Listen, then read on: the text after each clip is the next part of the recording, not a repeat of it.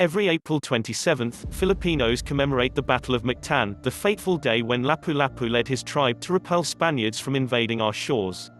Lapu-Lapu's ardent love for freedom led him to victory. Or at least that was what we were taught in grade school. Antonio Pigafetta, the chronicler of Magellan's voyage, tells us a much colorful, albeit different story. Magellan's landing in Homonhan Island. Contrary to old textbook depictions of Ferdinand Magellan arriving in the Philippines to invade the country, the actual purpose of Magellan's voyage was to prove that Earth is not flat by circumnavigating the world by traveling westward to get to the east. After crossing the Pacific Ocean, a name coined by Magellan for its tranquil waters, the expedition team sighted the highest peak on Samar Island on March 16, 1521. On Magellan's orders, the crew waited until the following day until they landed on the beach of Homonhan, an uninhabited island. When they landed on Homonhan, Magellan's crew was detected by Raja Humabon, the chief of a nearby island called Limasawa. Humabon sent scouts to Homonhan to investigate. Pigafetta details how the Filipino natives approached the beach settlement from a boat. "We saw a boat coming toward us with 9 men in it. Therefore, the Captain General, Magellan, ordered that no one should move or say a word without his permission.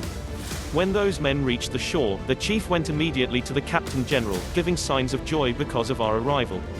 Magellan presented the natives with mirrors, bells, red caps, combs, and ivory.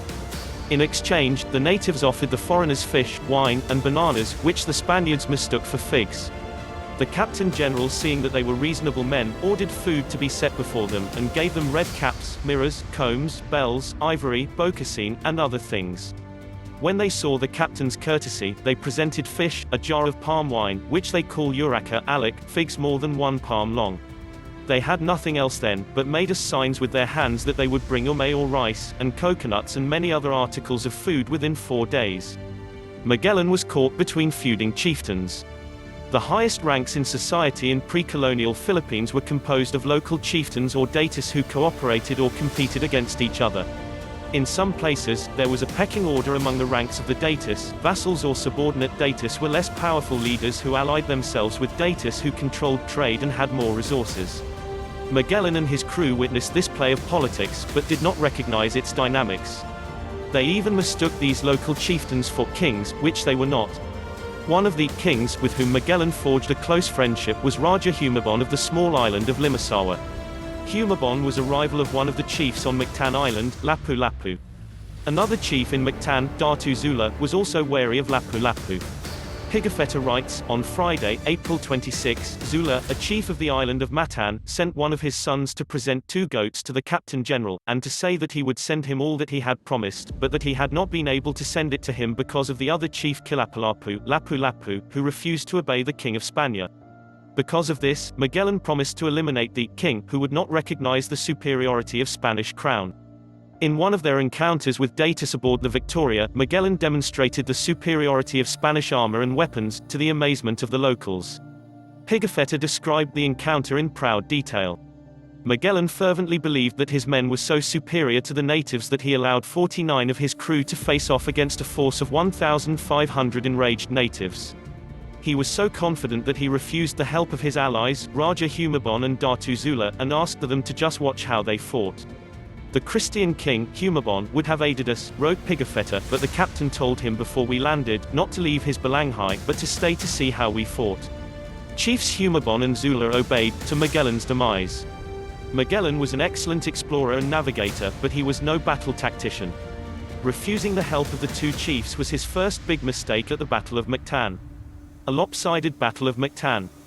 The Battle of Mactan is often depicted in films and paintings as a fierce battle between Filipinos and Spaniards of arguably equal force, won only by Filipinos by virtue of their love of freedom. In reality, it was a horrific battle for Magellan and his crew. According to Pigafetta, they arrived at the shores of Mactan 3 hours before sunrise. Magellan sent a message to the natives saying that if they still refused to recognize the Spanish king and pay them tribute, they would demonstrate how effective their swords were at wounding people. In reply, Lapu-Lapu's men told Magellan that although the Spaniards had lances, they, too, were armed with bamboo and stakes hardened with fire. The natives requested Magellan's party to wait until morning before attacking so they could gather more warriors, to which Magellan obliged. When the sun rose, Magellan, including his crew of 49, 11 remained on the ship, witnessed how the natives were highly organized at warfare. When we reached land, those men had formed in 3 divisions to the number of more than 1,500 persons. When they saw us, they charged down upon us with exceeding loud cries, 2 divisions on our flanks and the other on our front, wrote Pigafetta. Against spears, bows, and arrows, Magellan's muskets and armor proved worthless. The musket took 1 minute to reload and fire, while the bow and arrow took 1 or 2 seconds to shoot between 2 arrows. Realizing their huge disadvantage, the Spaniards panicked and began firing at no particular target. When the natives saw that we were shooting our muskets to no purpose, they redoubled their shouts. When our muskets were discharged, the natives would never stand still, but leaped hither and thither, covering themselves with their shields, wrote Pigafetta. They shot so many arrows at us and hurled so many bamboo spears, some of them tipped with iron, at the Captain General, besides pointed stakes hardened with fire, stones, and mud, that we could scarcely defend ourselves. Magellan's second mistake, burning the natives' houses. Realizing that they were no match for the natives they so underestimated, Magellan became desperate, so he ordered some of his crew to distract the natives by burning their houses. Pigafetta is generous in details.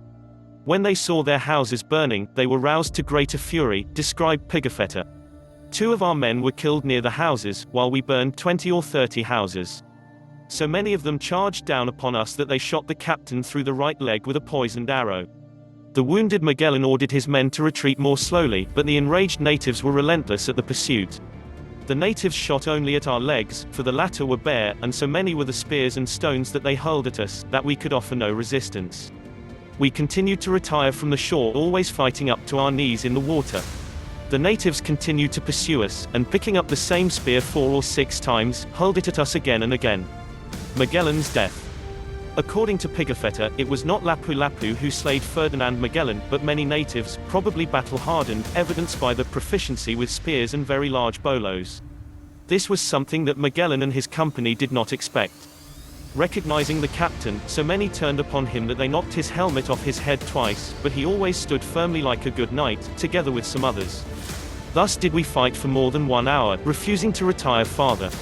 One of them wounded him on the left leg with a large cutlass, which resembles a scimitar, only being larger. That caused the captain to fall face downward, when immediately they rushed upon him with iron and bamboo spears and with their cutlasses, until they killed our mirror, our light, our comfort, and our true guide. Today, although Magellan did not complete the circumnavigation of the world, he is still honored with the title as the first captain to sail around the world. It was Juan Sebastian Elcano who took over the helm after Magellan died in the Philippines, and thereby completing the world's first circumnavigation. Sailors today who successfully circumnavigate the world are bestowed the Order or Magellan. Prominent people who were awarded with this honor were General Douglas MacArthur and astronaut John Glenn.